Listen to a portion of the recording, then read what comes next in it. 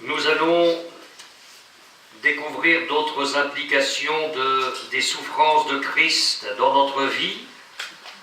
Je voudrais vous parler ce soir de la place qu'avaient les souffrances de Jésus dans la vie des apôtres. Et cela est d'autant plus important que la parole de Dieu nous dit que nous avons été établis sur le fondement des apôtres. Vous vous souviendrez que dans la vision que Jean a eue de la Nouvelle Jérusalem, et cela nous est rapporté au chapitre 21 de l'Apocalypse, la muraille avait 12 fondements et sur les 12 fondements étaient écrits les noms des 12 apôtres. Donc c'est le fondement éternel. Et à partir du moment où nous allons découvrir la place des souffrances de Christ dans la vie de ceux qui constituent les fondements pour nous, nous en tirerons les conclusions en disant « Seigneur, il faut que les souffrances de Christ aient la même place dans nos vies. On ne peut pas vivre en dessous de ça. Il faut que nous imitions ceux qui ont été les pionniers de la foi, les pionniers de l'Évangile dans le monde, et que nous suivions leurs traces. » Alors j'ai quelques textes à soumettre à votre cœur en cette soirée. Nous allons lire le premier. Dans la première épître de Pierre, on va parler de Pierre d'abord et de Paul ensuite, si nous en avons le temps. 1 Pierre chapitre 5, verset 1er. « Voici les exhortations que j'adresse aux anciens qui sont parmi vous, moi ancien comme eux, témoin des souffrances de Christ et participant de la gloire qui doit être manifestée. » Nous allons lire un autre texte dans la seconde épître de Pierre, au chapitre 1er, verset 16. « Ce n'est pas en effet en suivant des fables habilement conçues que nous vous avons fait connaître la puissance et l'avènement de notre Seigneur Jésus-Christ, mais c'est comme ayant vu sa majesté de nos propres yeux. Car il a reçu de Dieu le Père honneur et gloire, quand la gloire magnifique lui fit entendre une voix qui disait « Celui-ci est mon Fils bien-aimé, en qui j'ai mis toute mon affection. » Et nous avons entendu cette voix venant du ciel lorsque nous étions avec lui sur la sainte montagne. Amen. Nous allons encore prier le Seigneur afin qu'il nous accorde toute sa grâce pour méditer sa parole en cette soirée. Béni sois-tu, Seigneur, de ce que tu nous permets ce soir encore d'être dans cette salle en ta présence autour de ta parole. Quel privilège, quelle grâce, alors que nos frères dans le monde sont battus, torturés, emprisonnés, mis à mort à cause de ton nom. Donne-nous, Seigneur, de considérer cette grâce qui nous est accordée, et nous ne savons pas pour combien de temps encore, mais que nous puissions exploiter au maximum ces temps de liberté, afin de mieux te connaître, de mieux vivre avec toi, de mieux te servir. Nous savons que nous aurons des comptes à te rendre. Permets que nous ne soyons pas confus devant le tribunal de Christ, mais que nous puissions arriver avec des fruits dignes de Jésus. Je veux prier pour que tu accordes une grande grâce à mes frères, à mes sœurs, qui ont bien voulu encore être là ce soir devant ta parole. Seigneur, je crois que tu veux faire de grandes choses dans nos vies. Je crois que tu veux répandre de ton esprit avec abondance, Seigneur. Je te prie de m'accorder ta grâce et ton onction pour prêcher ta parole comme il convient, qu'elle ne le soit pas avec des mots seulement, mais avec puissance, avec l'Esprit Saint, avec une pleine persuasion. Seigneur, je prie pour qu'il y ait une grande mouvance de l'Esprit dans l'auditoire, qu'il exerce sa souveraineté divine, qu'il agisse comme bon lui semble, mais que chacun ce soir reçoive de toi. Puisses-tu passer dans les rangs, t'arrêter sur chacun de nous. Ô Seigneur, sois loué et sois glorifié. Amen, amen. Nous allons méditer ces textes, mais j'ai à cœur de vous dire ça, je ne sais pas pourquoi, mais j'ai le souvenir d'une réunion de prière que nous avions à Caen. Nous les avions le mardi soir, et de mon temps, on priait comme les premières églises de nos mouvements priaient, on se mettait à genoux. Ce n'est pas que je pense qu'on est plus exaucé en étant à genoux qu'assis, mais je vois dans l'Écriture que les hommes de Dieu priaient à genoux. Abraham est tombé sur sa face. Daniel priait 3 fois le jour et on sait qu'il le faisait à genoux. Paul s'est mis à genoux à plusieurs reprises sur le rivage. Pierre s'est mis à genoux avant de ressusciter Dorcas. Jésus a prié à genoux. Et nous étions donc dans cette réunion de prière, donc je ne sais pas combien nous étions à l'époque, réunion de prière, 160, 70 chrétiens peut-être le mardi soir, et nous étions donc là à genoux devant nos chaises, et j'étais au premier rang, et l'église avait commencé à prier, les chrétiens priaient les uns après les autres, et j'ai senti comme quelque chose qui arrivait derrière moi. Mais derrière moi, il n'y avait rien, parce que j'étais au premier rang. Hein. Mais comme quelque chose qui est arrivé derrière moi, et qui est passé sur moi, sur le premier rang, puis sur le deuxième, mais lentement. Et au fur et à mesure que cette vague arrivait, les chrétiens étaient saisis, ils commençaient à parler en langue, à voix haute, et au fur et à mesure, c'était comme une vague qui passait sur l'assemblée, qui arrivait jusqu'au fond, et nous avons vécu un temps glorieux. Moi, j'aimerais qu'il se passe quelque chose comme ça ce soir. Pas la même chose, parce que Dieu fait comme il veut. Mais s'il pouvait y avoir une vague de Dieu qui passe sur nous et qui nous renouvelle les uns les autres, ce serait formidable. Nous aspirons à la visitation du Seigneur dans nos vies. Donc la place que tiennent les souffrances de Christ dans la vie des apôtres et en particulier dans la vie de l'apôtre Pierre. Nous pouvons être impressionnés de la lecture, ou l'une des grandes lectures que faisait l'apôtre Pierre de l'Ancien Testament. Parce que le Nouveau Testament n'était pas encore écrit. Donc pour Pierre et pour tous les autres, la Bible, à l'époque, c'était l'Ancien Testament. Quelle lecture faisait l'apôtre Pierre de la parole de Dieu?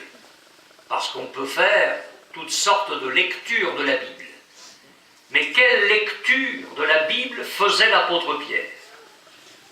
Il écrit, les prophètes, donc ce sont ceux de l'Ancien Testament, qui ont prophétisé, touchant la grâce qui vous était réservée, ont fait de ce salut l'objet de leurs recherches et de leurs investigations, voulant sonder l'époque et les circonstances marquées par l'Esprit de Christ qui était en eux et qui attestait d'avance les souffrances de Christ et la gloire dont elles seraient suivies.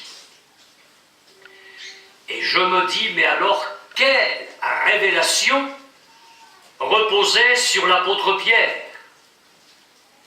Quand on ouvre l'Ancien Testament, une lecture, je dirais, partiellement superficielle, peut nous placer au contact, et uniquement au contact de la loi.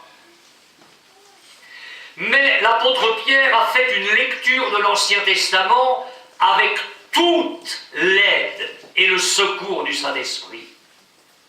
Et là, dans l'Ancien Testament, l'apôtre Pierre a découvert que la grâce, elle était là en gestation partout. Partout. Et il s'est dit en lisant les prophètes, mais les prophètes, déjà dans l'Ancien Testament, ont été marqués par l'Esprit de Christ. C'est pas rien d'écrire ça. Ces hommes ont été marqués par l'Esprit de Christ qui était en eux. Et l'apôtre Pierre a découvert que partout dans les Écritures de l'Ancien Testament, ces prophètes ont parlé des souffrances de Jésus et de la gloire dont elles seraient suivies.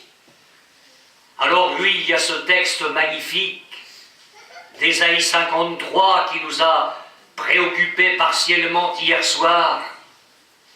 Mais vous imaginez l'esprit prophétique et messianique qui reposait sur David?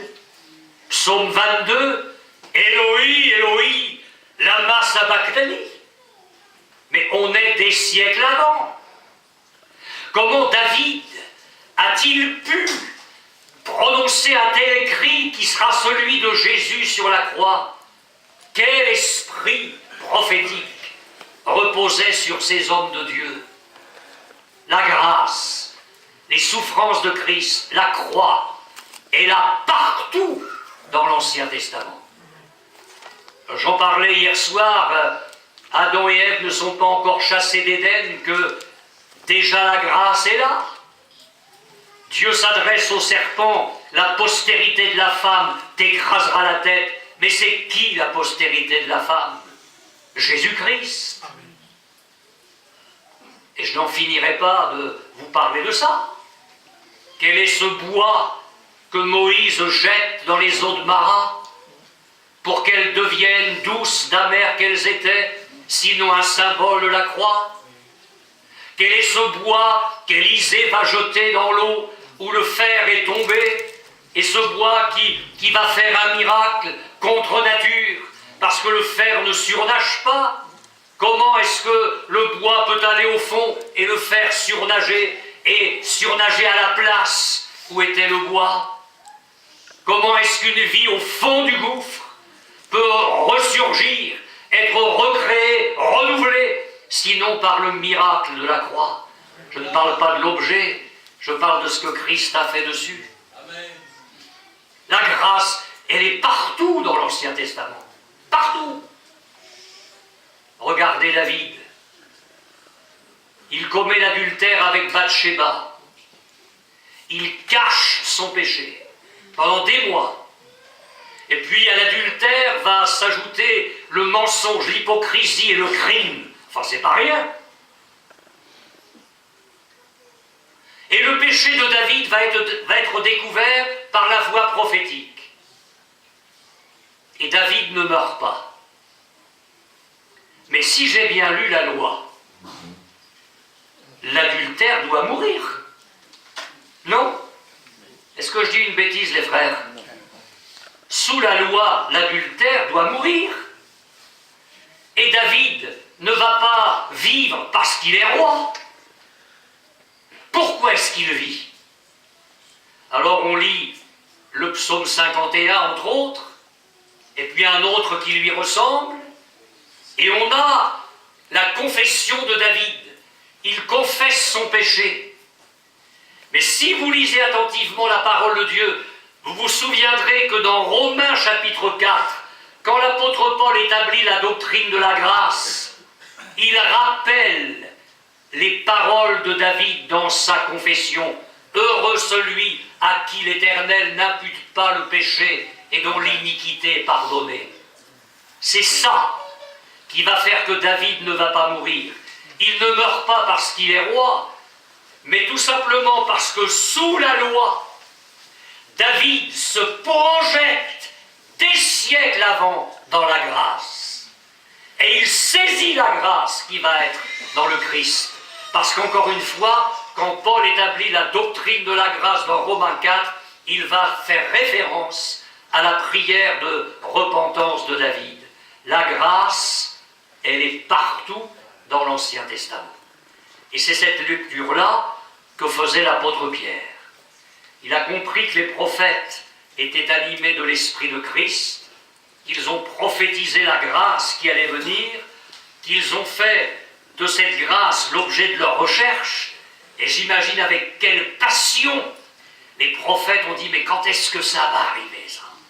Quels vont être les signes? Comment ça va se passer?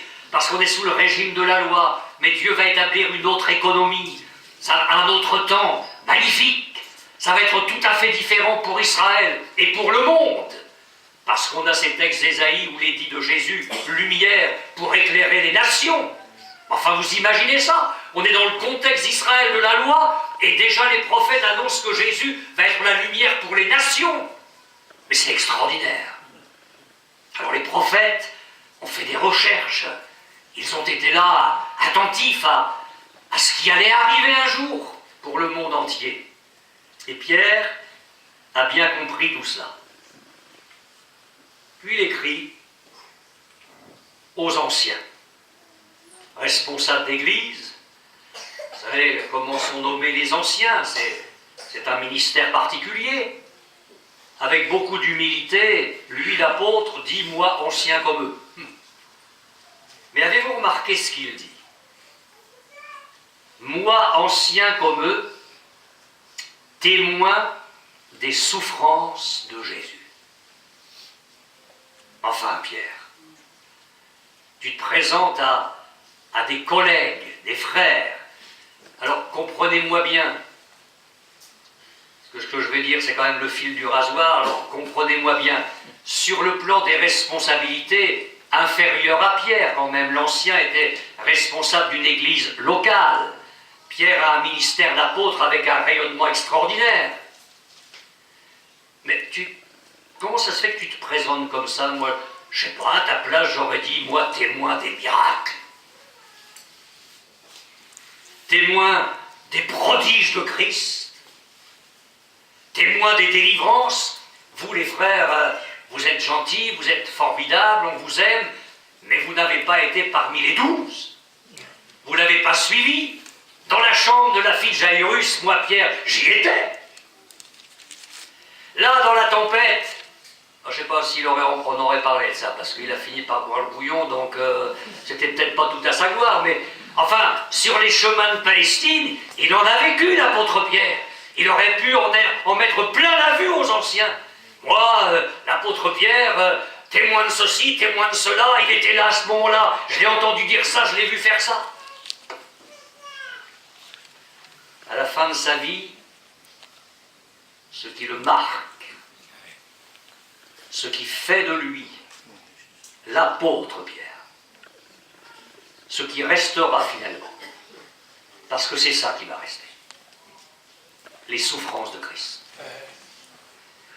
Et voyez-vous, en abordant ce thème dans ce séminaire, certainement nous ne nous doutions pas de toute l'importance du sujet pour nos vies. Mais écoutez bien ce que Pierre dit. Moi, aux anciens, moi, anciens comme eux, témoin des souffrances de Christ. Et puis, témoin de la gloire dont ces souffrances seraient suivies. Parce qu'il a été témoin de cette gloire. Et il l'a été par anticipation, avant qu'elle n'arrive un jour. Il l'a été sur la montagne de la transfiguration. Et c'est l'autre texte que je vous ai lu.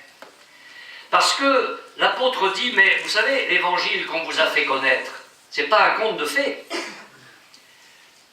C'est pas d'après des fables habilement conçues qu'on vous a fait connaître toutes ces choses-là, mais on vous les a exposées parce que on a été les spectateurs, les témoins de la gloire de Christ.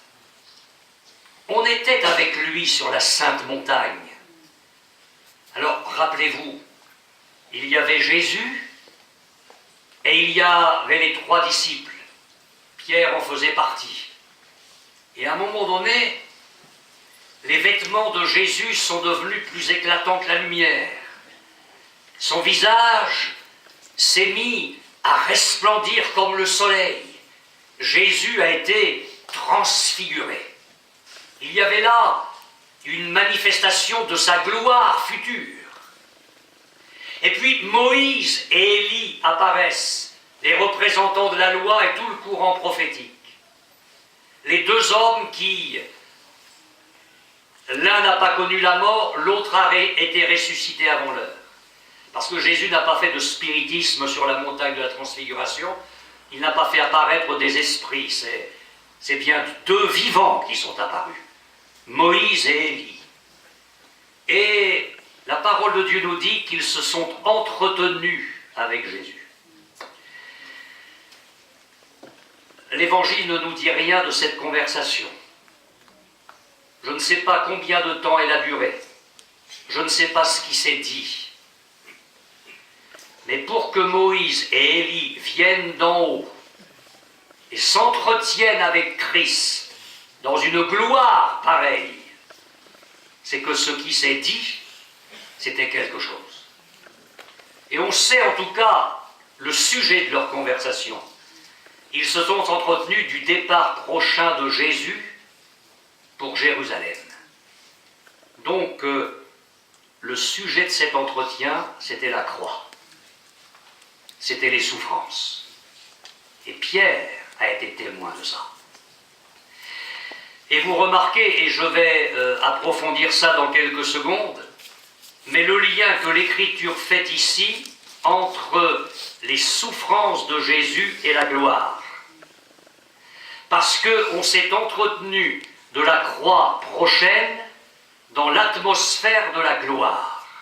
Jésus était transfiguré, et dans cette transfiguration, on était en train de parler avec Moïse et Élie de la croix qui était à venir. Qu'est-ce qui me marque le plus? Parce que Pierre a quelque chose à me dire. Qu'est-ce qui marque le plus ta vie, ma sœur? Qu'est-ce qui marque le plus ta vie, mon frère? Qu'est-ce qui marque le plus ton ministère? Écoutez-moi bien, parce que ce soir on tourne une autre facette du diamant, mais on va aller à quelque chose de très important ce soir. Et nous le touchons du doigt là. Qu'est-ce qui me marque le plus chez Christ? Est-ce que ce sont ses œuvres? Ou est-ce que c'est sa voix? Pas sa voix, mais sa voix VOIE, son chemin. Dieu dit à un moment donné dans la parole de Dieu qu'il a montré ses œuvres à Israël, mais qu'il a montré ses voies à Moïse. Le peuple avait un tel niveau que Dieu n'a pu se révéler que par des œuvres, des miracles, des prodiges, la manne, le rocher, et j'en passe, le serpent d'airain.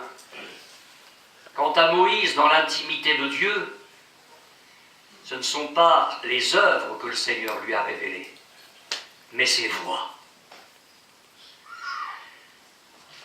Être marqué par les œuvres de Christ, c'est être marqué uniquement par l'extérieur, le surnaturel, les interventions spectaculaires de Dieu. Être marqué par les voies de Christ, c'est pénétrer dans l'intimité du Seigneur et avoir la révélation de son caractère, de ses pensées, de ses sentiments, de ses plans, de ses intentions, de ses projets. On ne grandit pas en étant dans la révélation des œuvres de Jésus. La foi peut être fortifiée, mais on ne grandit pas avec le Seigneur dans la révélation de ses œuvres. On grandit dans la révélation de ses voies. Parce que dans son intimité, là, Dieu façonne nos vies. Ainsi, l'apôtre Pierre a été marqué par les voies de Christ. S'il avait été uniquement marqué par les œuvres, il aurait parlé des miracles, des prodiges. mais il dit témoin des souffrances de Jésus. Et c'est pourquoi, et c'est très intéressant, on va faire la petite exploration ensemble, vous allez voir, c'est passionnant. C'est pourquoi les souffrances et la gloire de Christ sont liées dans la vie du chrétien, comme elles l'ont été dans la vie de Jésus. Parce que, finalement, nous ne goûterons à la gloire finale que dans la mesure où nous allons être fidèles dans les souffrances. Le Seigneur Jésus a accepté l'ignominie en vue de la gloire qui lui était réservée. Et parce qu'il a fixé les yeux sur la gloire à venir, il a accepté le chemin des souffrances jusqu'à la croix. Nous allons le voir ce soir, mais il est très important que nous acceptions derrière Jésus le chemin de souffrance. Il est indispensable qu'à la suite de Jésus, nous soyons des chrétiens qui acceptent les souffrances. Parce que vous le savez autant que moi, la vie chrétienne n'est pas une partie de plaisir. La vie chrétienne, c'est un combat. La vie chrétienne, c'est un champ de bataille. La vie chrétienne, c'est une série de luttes permanentes. Quand on en a terminé avec un combat, c'est un autre qui arrive. Quand on en a terminé sur un front, le diable en ouvre un autre. C'est une lutte continuelle. Et la vie du chrétien, même s'il y a des joies, même s'il y a des moments d'allégresse, même s'il y a des moments de victoire, et béni soit Dieu pour tout ça, mais c'est avant tout un chemin de souffrance. Il faut le savoir, il faut l'accepter, il faut nous y préparer, parce que la gloire à venir est à ce prix. Je ne pense pas que nous retrouvions dans la gloire les chrétiens qui ne s'attachent au Seigneur que parce qu'il bénit. Parce que le jour où le Seigneur, parce qu'il veut nous éduquer, nous façonner, ne nous bénit pas comme nous le voudrions, nous réagissons parfois comme des enfants gâtés. Des chrétiens quittent l'Église, cherchent une autre boutique où il y aura des miracles à gogo, parce qu'ils ne sont pas intéressés par les fondements d'une vie chrétienne. Et l'apôtre Pierre là a quelque chose à nous enseigner ce soir. Témoin des souffrances de Christ. Alors, je voudrais encore vous faire remarquer quelque chose. On va lire ou relire le verset, ou plutôt on va lire dans la première épître de Pierre au chapitre 4, verset 12. Parce que maintenant, je vais vous montrer comment l'apôtre Pierre, qui a été témoin des souffrances de Jésus, se sert de ces souffrances pour exhorter les chrétiens dans les différentes situations où ils peuvent se trouver. Alors si ce soir, il y a une situation qui vous concerne, eh bien, vous allez serrer ça dans votre cœur et vous allez dire, Seigneur, aide-moi à appliquer ça à mon cœur et à tenir bon. Alors on va lire dans la première épître de Pierre au chapitre 4, verset 12. Bien-aimés, ne soyez pas surpris comme d'une chose étrange qui vous arrive, de la fournaise qui est au milieu de vous pour vous éprouver. Vous passez par l'épreuve, mon frère, vous passez par l'épreuve, ma sœur, ça chauffe, je ne sais pas à quel degré ça chauffe, mais ça chauffait pour les destinataires de l'apôtre Pierre, parce qu'il parle d'une fournaise dans laquelle ils étaient. Et il leur dit, mais ne soyez pas surpris de ça, comme quelque chose de bizarre. Il va leur faire comprendre que c'est normal. Et alors Pierre, c'est un fou. Les chrétiens sont dans la fournaise, et il leur dit, réjouissez-vous. Oh là là là. Réjouissez-vous au contraire. Non mais attends, Pierre. Me réjouir alors que je suis dans la fournaise. Mais je suis venu de bon cœur à ce séminaire. Bon, je crois que au travers des ministères, je peux me faire du bien. Mais Seigneur, mais comment est-ce que dans ma fournaise, là, et Balière ne me connaît pas, il est en train de dire ce que je suis en train de vivre. Mais et comment, Seigneur, dans ma fournaise, là, je peux me réjouir? Ben, je vais te dire la base. Réjouissez-vous au contraire de la part que vous avez aux souffrances de Christ. Si tu n'es intéressé que par les œuvres, tu vas craquer. Si tu es intéressé par les voies, tu vas tenir. Tu vas porter les regards sur Jésus, et comme Pierre, tu vas considérer que tu es témoin des souffrances de Jésus, et qu'en tant que disciple, tu acceptes de suivre le même chemin. Alors, dans ta fournaise, ne te pose pas trop de questions. Dans ta fournaise, ne te révolte pas contre le Seigneur. C'est un chemin normal. Réjouis-toi, c'est normal. Tu es un chrétien, tu es le disciple, tu as le diable en face. Il y a des moments d'épreuve, il y a des moments de grandes difficultés, mais réjouis-toi parce que tu as part aux souffrances de Jésus. Afin que vous soyez aussi dans la joie et dans l'allégresse lorsque sa gloire apparaîtra. Il faut la joie dans la fournaise pour qu'il y ait la joie lorsqu'il va paraître. Il faut la joie dans la souffrance pour qu'il y ait un jour la joie dans la gloire. Vous remarquez que là encore les deux se tiennent. Pierre associe cette fois pour nous les souffrances et la gloire.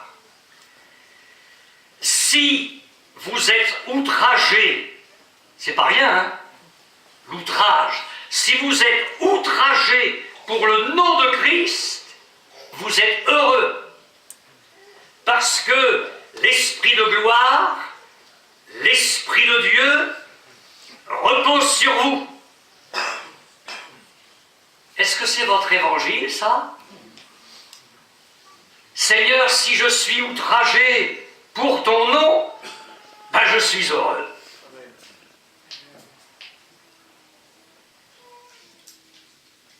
C'est le chrétien au milieu de la société. C'est le chrétien dans le monde. Et qu'est-ce que vous croyez, mon frère, ma sœur, que le monde va vous applaudir? Qu'est-ce que vous croyez? Que le monde va vous faire des courbettes, va vous porter au pinacle parce que vous êtes chrétien? Mais le monde va vous outrager. Alors je voudrais te dire, jeune homme, jeune fille, qui venez de donner votre vie à Christ, je vous souhaite bon courage parce que la bagarre va commencer maintenant. C'est vrai. Eh oui. À partir du moment où tu changes de camp, pourquoi voudrais-tu que le diable t'empoisonne? T'étais dans son camp. Donc, il n'avait pas raison de s'attaquer particulièrement à toi. Il t'automnait par l'alcool, la drogue, le jeu, tout ce que tu veux. Maintenant que tu as échappé à ses griffes, tu as changé de maître, tu appartiens à Jésus, mais tu as déclenché la bagarre. Tes copains vont plus être les mêmes. Les lieux où tu allais, ça va plus être les mêmes. Tes habitudes vont changer, tes pensées vont changer. Tu déclenches la guerre contre l'ennemi de ton âme, Satan. Et il va se servir de ceux qui sont autour de toi. Papa, maman, qui ne sont pas convertis. Et là, tu vas t'en voir. Tes frères, tes sœurs, tes copains, dans la rue, ah bon, qu'est-ce que ça... Tu viens plus avec nous? Non, c'est fini, qu'est-ce qui t'est arrivé? Tu vas devenir curé, tu fais une crise mystique, qu'est-ce qui t'arrive? Non, je suis chrétien. Et à partir de ce moment-là, tu vas t'en voir. Ben, il faut te dire que tu es heureux. Amen. Tu es heureux. Et si nous commençons, j'anticipe sur demain avec la Sainte Seine, qu'on appelle à tort prendre son culte. J'ai jamais compris cette expression-là, prendre son culte. On va en parler demain de tout ça. Mais si tu te nourris des souffrances de Jésus, si tu manges sa chair et que tu bois son sang, c'est-à-dire que si tu te nourris de ses souffrances, tu vas être fort. Mettre le sang sur les poteaux et le linteau de la porte, c'est une demi-Pâque. Oh, je suis d'accord, ça permet de ne pas mourir. Mais ça ne te sort pas d'Égypte. Parce que là, dans les maisons où il y avait le sang sur les poteaux et le linteau, il y avait la vie. Mais il y avait autre chose dans la maison qui se passait. Le sang de l'agneau était sur la porte, mais l'agneau rôti était à l'intérieur. Tiens, on reparle de rôti, là. On reparle de souffrance. L'agneau passe au feu. Et la famille était rassemblée autour de l'agneau.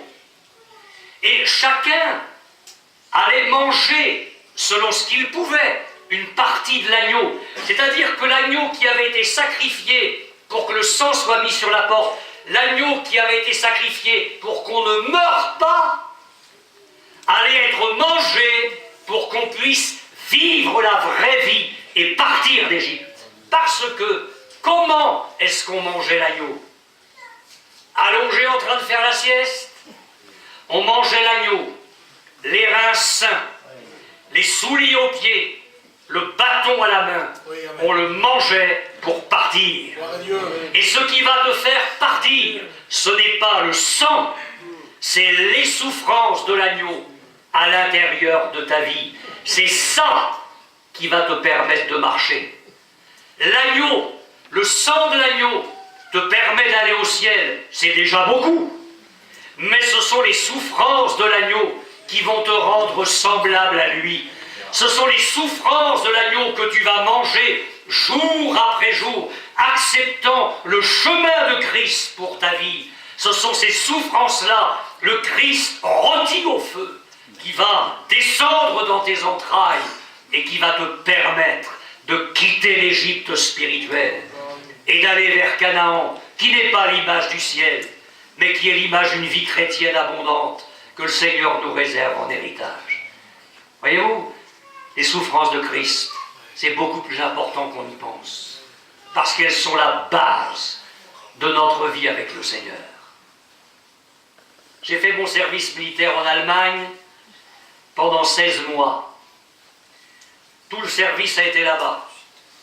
Rapidement, la petite histoire, quand je suis passé devant le capitaine de recrutement, là, il m'a demandé ma profession. Alors à l'époque, j'étais candidat, comme on dit chez vous, mais chez nous, sédentaires, on dit pasteur stagiaire. Alors j'ai dit au capitaine, je suis pasteur stagiaire. Il m'a dit, vous êtes stagiaire à l'Institut Pasteur? Ah, j'ai dit, non, mon capitaine, c'est pas tout à fait ça. Et je lui ai expliqué un peu mieux les choses. Donc ça a été la traînée de poudre, il y avait un pasteur dans la caserne. Et puis au bout de quelques mois, j'ai été affecté à mon poste définitif. Et puis, j'ai pas le temps de vous expliquer tout ça en détail, mais le Seigneur a ouvert la voie d'une façon providentielle sans que je cherche quoi que ce soit. Et je me suis retrouvé l'aumônier de la caserne et j'ai pu faire des réunions avec un local à moi toutes les semaines. Et à chaque fois que je rentrais en permission, je revenais avec la valise bourrée de Bibles pour donner les Bibles aux collègues, là, aux soldats comme moi qui réclamaient la parole de Dieu. Mais quand j'ai commencé à faire les réunions dans la caserne et à prêcher Jésus dans la caserne, il y en avait un qui était là, dans le même service que moi, parce que j'étais dans les transmissions, mais un service secret, avec machine et code secret tous les jours. Un poste de responsabilité, il y en avait un gars qui faisait son service militaire avec moi, c'était un agent du diable celui-là. Blasphémait, il jurait, il était infect. Alors quand il a su que j'étais pasteur, il m'a mené une vie épouvantable. J'ai fait ma première réunion un soir, l'adjudant m'avait donné la clé du local, le local était désormais à moi, il n'y a que moi qui pouvais aller là-dedans. Alors on a fait la première réunion, quelques gars sont venus écouter la parole de Dieu, j'étais content. Quand je suis rentré dans ma chambre, j'ai pas trouvé mon lit. Il y avait le matelas et le sommier, c'était, vous savez, un sommier métallique avec des maillons comme des chaînes, vous savez, très comme ça, des milliers de maillons. J'ai retrouvé une petite montagne de maillons. Il n'y avait pas 2 maillons ensemble. Pendant la réunion, le gars, il avait démonté les maillons. La guerre était commencée. Outragé pour le nom de Jésus. Et je m'en suis vu. On avait la solde, je vous raconte ma vie, 5 minutes. Hein. On touchait la solde, alors je ne sais plus c'était combien de paquets de cigarettes tous les 15 jours, et plus, on était en Allemagne, c'était 5 marques à l'époque. Et comme j'étais dans les services secrets, au bout d'un certain temps, les messages secrets, on s'en débarrassait, on n'en laissait pas de traces, on les brûlait. Donc dans la chambre, on avait un petit poêle et on brûlait les messages. Quand j'ai commencé à toucher mes premiers paquets de cigarettes, j'ai brûlé les paquets de cigarettes dans le feu. Parce que si la cigarette était mauvaise pour moi, elle était mauvaise pour mes copains. Ils faisaient des bons, les gars. Mais si tu veux pas nous les donner, mais vends-nous-les! J'ai dit, mais non, c'est pas bon pour moi. C'était ma vengeance. C'est pas bon. Et je faisais tomber les cigarettes une par une. C'est pas bon pour moi, c'est pas bon pour vous. Ils m'en ont fait voir. Et puis j'ai continué à essayer de vivre comme un chrétien, comme je pouvais, avec la grâce de Dieu. Et vers la fin, le dur m'a dit, tu sais, j'en fume plus que 5 par jour. Il faut que nous tenions bon. Il faut que nous mangions les souffrances de Christ. Il faut que nous nous nourrissions de ça. C'est ça qui va nous aider à tenir comme chrétiens au milieu du monde.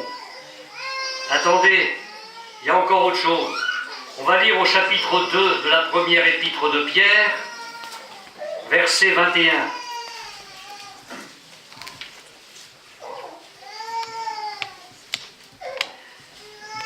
Mais, pour bien comprendre ce que Pierre dit, on va remonter au verset 18. Et on va l'actualiser un petit peu en mettant les mots qui conviendraient aujourd'hui. Serviteur, on peut dire ouvrier, employé. Soyez soumis en toute crainte à vos maîtres. Soyez soumis en toute crainte à vos patrons, à vos employeurs. Vous faites ça, je suppose, vous qui êtes employé. Vous vous soumettez comme il convient à vos patrons. Vous êtes gentil, vous êtes honnête, vous ne râlez jamais, vous ne volez pas, vous ne mentez pas. C'est ce que doit être un chrétien. Alors, non seulement à ceux qui sont bons et doux, mais enfin je pense que si c'est le cas, vous avez tous un patron bon et doux, mais pas toujours. Mais aussi à ceux qui sont d'un caractère difficile. On a ici le cas d'un chrétien qui assume son travail tous les jours et qui a au-dessus de lui un patron qui peut être gentil ou qui peut être infect. Et c'est pas facile à vivre. Chaque jour, quand on affronte un homme mauvais. Et Pierre dit, car c'est une grâce. Il recommence. C'est une grâce que de supporter des afflictions par motif de conscience envers Dieu quand on souffre injustement. Alors pour le dire plus simplement, si sur ton lieu de travail, tu as affaire à un patron qui a un caractère épouvantable et qui t'en fait voir de toutes les couleurs, et que tu souffres injustement, c'est une grâce. Tu souffres parce que tu es chrétien. Tu souffres parce que tu dis la vérité. Tu souffres parce que tu es honnête. Il y avait une secrétaire chrétienne un jour qui était dans le bureau avec le patron. Le téléphone sonne et puis elle décroche. Allô? Oui, c'est monsieur Untel. Est-ce que monsieur Untel est là? Alors elle lui dit, c'est monsieur Untel. Dites-lui que je ne suis pas là. Dites-le lui vous-même. Alors après, la secrétaire, il arrive ce qu'il arrive. Mais quand on est chrétien, il faut être chrétien jusqu'au bout. Et on ne peut pas mentir. Oui, mais, frère Balière, si il y a des moments avec le patron, si je n'arrondis pas les angles avec lui, ne t'occupe pas, Dieu saura prendre soin de ton avenir. Oui, amen. Mais si tu souffres injustement, parce que tu es chrétien, sous la responsabilité d'un patron du monde qui est mauvais, c'est une grâce. Oh. Et la base de ça, Seigneur, c'est quoi la base de ça? En effet, quelle gloire y a-t-il à supporter de mauvais traitements pour avoir commis des fautes? Bah, évidemment, si sur le lieu de travail tu es pénalisé parce que tu commets des fautes, il n'y a pas de gloire là-dedans, c'est normal. Mais, écrit Pierre, si vous supportez la souffrance lorsque vous faites ce qui est bien, c'est une grâce devant Dieu. Et c'est à ça que vous avez été appelés, parce que Christ aussi a souffert pour vous. Voyez-vous, Pierre, qui a été marqué par les souffrances de Christ, se sert des souffrances de Christ comme base pour nous parler de nos relations avec les inconvertis. Il se sert des souffrances de Christ comme base pour nous parler de nos relations sur le plan professionnel avec nos patrons. Les souffrances de Christ vont être la base de tout. Et puis il ajoute que l'Esprit de gloire repose sur nous. Pourquoi est-ce qu'il ne dit pas le Saint-Esprit? Pourquoi est-ce qu'il dit l'Esprit de gloire? Parce que si tu souffres, tu vas avoir le secours du Saint-Esprit, qui est le consolateur. Et c'est l'Esprit de gloire. Il va t'apporter les parfums de la gloire à venir. Et il va te dire, tiens bon, parce que bientôt c'est la gloire. Alléluia. C'est pour ça que Pierre dit l'Esprit de gloire, Gloire alors à qu'il Dieu. parle des souffrances. Le Saint-Esprit t'apporte les vapeurs du ciel, l'atmosphère d'en haut, la gloire du ciel, et il te fait sentir qu'au-delà des souffrances présentes, ça va bientôt être merveilleux, Dieu. et que ça vaut la peine de tenir. On n'ira pas chez Paul, on n'a pas le temps. Et je voudrais en finir avec Pierre. On va lire au chapitre 3, verset 18.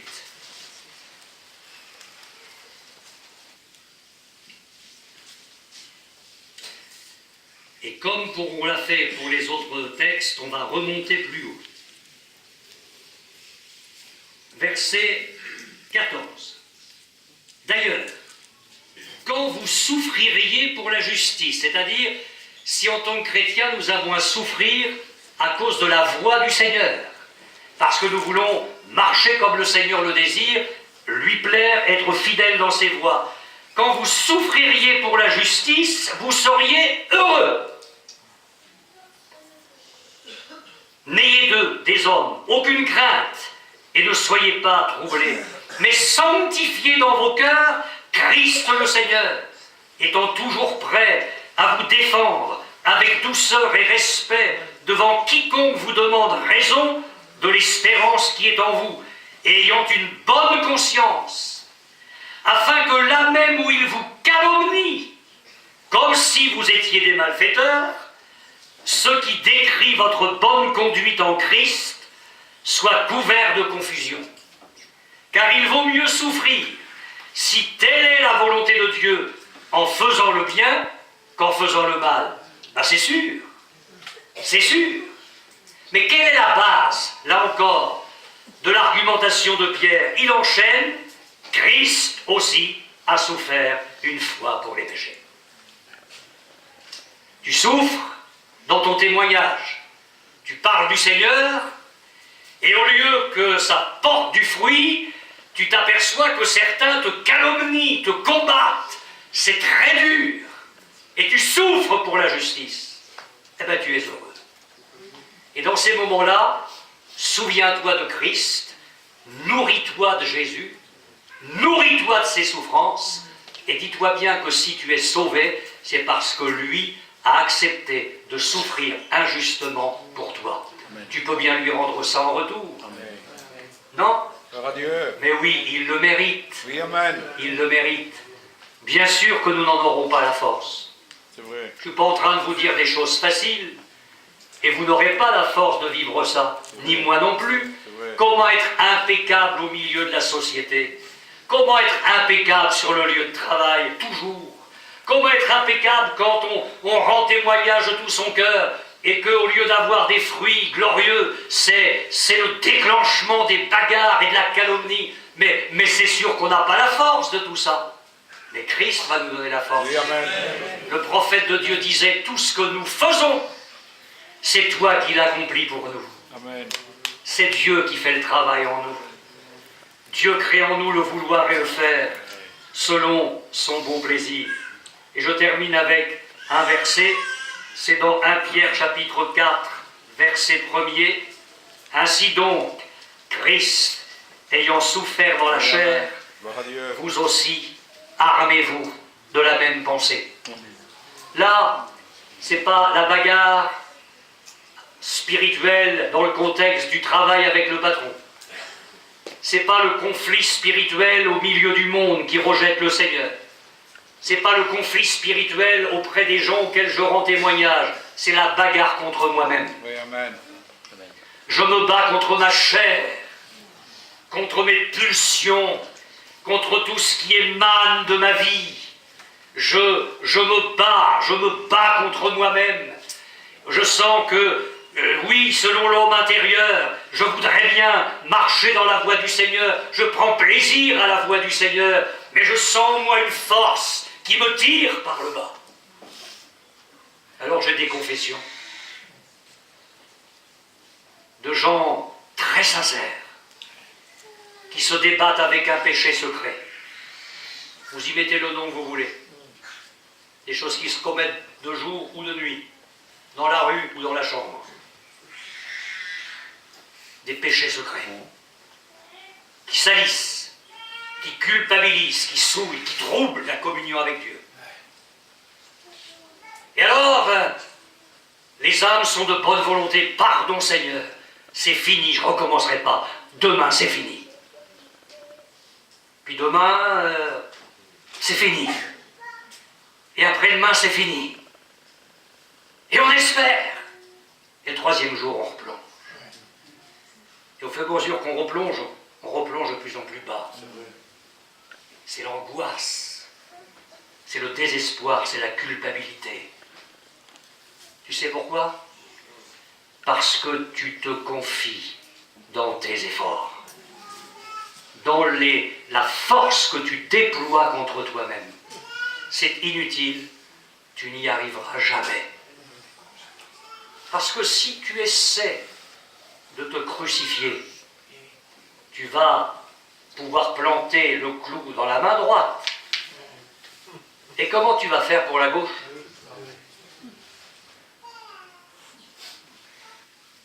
Alors le secret, c'est que Christ a souffert et que nous devons nous armer de la même pensée. Mais ça veut dire quoi? Que tu amènes ta vie au Seigneur ce soir et que tu dis « je ne peux pas ». C'est inutile, je n'y arriverai jamais. Les mois passés m'ont convaincu que je n'y arriverai jamais. Alors ce soir, je comprends qu'il me faut manger les souffrances de Christ et qu'il faut que je m'arme de la même pensée, être crucifié. Et nous ne le pouvons que par la foi dans le Seigneur. Arrête avec tes œuvres et place ta foi dans le Christ. Je veux croire que j'ai été crucifié avec Jésus. Ça paraît peut-être très faible, mais c'est la seule arme efficace devant Satan de confesser notre position en Christ. Je ne peux pas ne pas tomber, et pourtant je ne tomberai pas, parce que Jésus a remporté la victoire. Alléluia. Et je place ma foi dans le Christ. Je n'essaie pas de combattre avec mes forces. Je laisse Jésus remporter sa victoire dans ma vie. Voilà pourquoi l'apôtre Pierre, à la fin de sa vie, semblent ne considérer plus qu'une seule chose, les souffrances de Jésus, parce qu'elles sont la base de tout. Amen. De ta victoire dans le monde, de ta victoire sur le plan professionnel, de ta victoire auprès des gens auprès desquels tu témoignes, de ta victoire sur toi-même, c'est le secret sur tous les fronts. Manger la chair et boire le sang du Fils de l'homme. Il est notre nourriture. Amen. À partir du moment où l'Israélite avait mangé l'agneau, il avait des forces. Il n'a pas cherché à puiser des forces en lui-même. Il n'est pas allé chercher des forces en lui-même. Les forces lui sont venues de l'extérieur quand l'agneau a pénétré dans ses entrailles. Et c'est ça que le Saint-Esprit veut faire en Europe, si ce n'est pas trop tard. Nos églises ont perdu Christ. J'ose dire ça. Nous le chantons, nous le prions, nous le prêchons, mais il est tellement loin. Mais il est tellement loin. Ce Jésus que nous prétendons aimer et suivre. Je crois que ce qui fera la force de nos églises et leur restauration, c'est si le Saint-Esprit parvient à nous ramener à Christ, à ses pieds. Permettez-moi, pour terminer, une fois encore, de vous ramener à Laodicée. Il y a un pasteur, Jésus s'adresse à lui. Il y a une église, il y a une adresse, il y a une ville, il y a une rue sûrement. Il y a des chrétiens qui se rassemblent. Je vais actualiser. Il y a un conseil d'administration. Il y a une chorale. Les chrétiens chantent. Il y a des programmes. Et Jésus est dehors. Parce que les évangélistes se servent de ce texte en évangélisation, mais ils ont tort. Le texte ne concerne pas les inconvertis. Jésus ne frappe pas à la porte des inconvertis, il frappe à la porte de son église. Voici, je me tiens à la porte et je frappe. Alors c'est curieux, parce que l'église continue à tourner. Jésus n'est plus là. Personne ne s'en rend compte, même pas le pasteur. Mais qu'est-ce que vous croyez? À l'Odyssée, on chantait. À l'Odyssée, on prenait la Sainte Seine, en souvenir de quelqu'un qui n'était plus là. À l'Odyssée, on prêchait, on parlait de lui. À l'Odyssée, on le priait. Et il n'était plus là. Heureusement qu'il ne connaissait pas le cœur. Dieu est là. Parce qu'il n'était pas là. Et je vous avoue, dans certaines réunions, à certains endroits, quand les gens chantent ça, je ne chante pas, moi, parce que je sais qu'il n'est pas là. Et je sais pourquoi il n'est pas là. Ce serait étonnant qu'il y soit. Et alors, à la fin, je ne sais pas si j'ai raison de penser ça, mais Jésus dit, je te conseille. Il est même plus en position de force. Il ne peut même plus donner des ordres. Tout juste des conseils. Et vous avez remarqué, c'est toute l'Église qui va mal. Et Jésus ne dit pas, si vous entendez ma voix, si vous ouvrez la porte, je vais reprendre ma place sur l'estrade, je vais pousser le pasteur, et c'est moi qui vais commencer à ramener les vrais messages. On n'en est plus, malheureusement, on n'en est plus là. Ça va tellement mal qu'on n'en est même plus là. Jésus dit, si quelqu'un entend ma voix et ouvre la porte, j'entrerai chez lui et je souperai. C'est pas le petit déjeuner, c'est pas le repas du midi, c'est le souper, c'est la nuit, c'est bientôt la fin, c'est bientôt le matin. Et avant le matin final, Jésus lance un dernier appel pour un souper avec lui. Et l'Europe, quand je dis l'Europe, ce sont ces nations qui ont connu des réveils. Je pense à la Suède, je pense à la Finlande, je pense à l'Angleterre, qui a fourni des hommes de Dieu magnifiques. Je pense au Pays de Galles, qui a connu un réveil extraordinaire, toutes nos nations européennes sont en train de s'effondrer, le christianisme est en plein déclin. Jésus le sait. Et c'est le dernier souper. Si quelqu'un entend ma voix, j'entrerai, je souperai avec lui et lui avec moi. C'est un tête-à-tête. Évidemment, si chacun fait ce tête-à-tête, ça va être des multitudes qui vont connaître une restauration. En attendant, ce que Miguel va faire, c'est son problème. Et Miguel va se dire, ce que Balière va faire, c'est le problème de Balière. On ne va pas s'occuper de tout ça. Est-ce que toi, T-O-I, est-ce que toi, tu vas vouloir ouvrir la porte pour une restauration? Pour une restauration. Mais qu'est-ce qu'il va faire l'ancien et qu'est-ce qu'il va faire le pasteur et le musicien et la sœur une telle? Tu t'occupes pas de ça, on n'en est plus là. On n'en est plus là. C'est de savoir ce que toi tu vas faire. Ce que toi tu vas faire. Et je ne serais pas surpris qu'au menu du souper, il te reparle de ses souffrances pour te ramener, là d'où tu n'aurais jamais dû partir. Quand ils se sont retrouvés dans l'auberge d'Emmaüs, il a rompu le pain, la souffrance. Pascal m'a dit ce matin, mais vous n'avez pas parlé de la galette à un moment donné, on la met en morceaux, et j'ai pas eu le temps.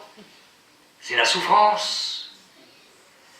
Parce que c'est la base de tout, la souffrance de Christ. Là-haut, nous jetterons nos couronnes à ses pieds. Pourquoi? Parce que nous verrons l'agneau qui est là comme immolé. Nous verrons l'agneau comme immolé. Ce sera le témoignage de sa souffrance pour l'éternité.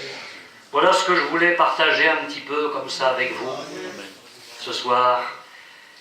Mais croyez-moi, Dieu nous attend là. Dieu nous attend. Que nous ne manquions pas le rendez-vous avec lui. Nous allons nous recueillir et prier ensemble.